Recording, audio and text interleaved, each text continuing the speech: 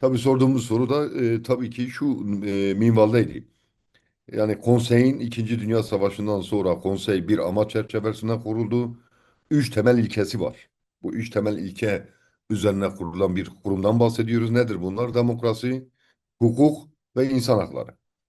Şimdi bu üç temel ilke siyaset üssü, partiler üssü ilkelerdir. Yani bir daha bir dünya savaşı yaşanmasın, bir daha sorunlar yaşanmasın diye üye olan ülkeler bu anlamda var olan bu ilkelere yani üç prensibe uyuyorlar mı, uymuyorlar mı temelinde bunu komisyonları vasıtasıyla tabii ki komisyonlar vasıtasıyla ele alan, inceleyen ve buna göre de farklı yaptırımları uygulayan bir kurumdan bahsediyoruz.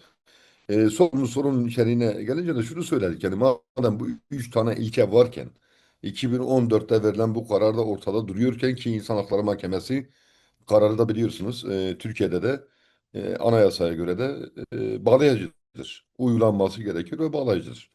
Buna rağmen 11 yıldır bu kararın uygulanmamasını neyle açıklıyorsunuz? Yani bu üç ilke dururken bu üç ilkeyi yıpratmıyor mu? Bu üç ilkeye zarar vermiyor mu? Konseyin kuruluş amacına zarar vermiyor mu? İnandırıcılığını yitirmiyor. Verilen cevap da gerçekten bugüne kadar verilen cevaplardan farklı bir cevap değil. Soruya doğrudan verilen bir cevap olmadı.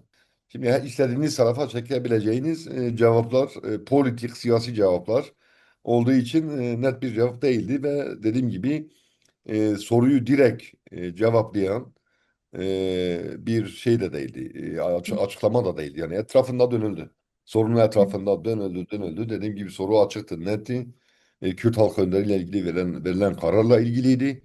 Ama dediğim gibi komitenin başkanı birçok kararı örnek vererek ve diplomatik bir cevap verdi diyelim.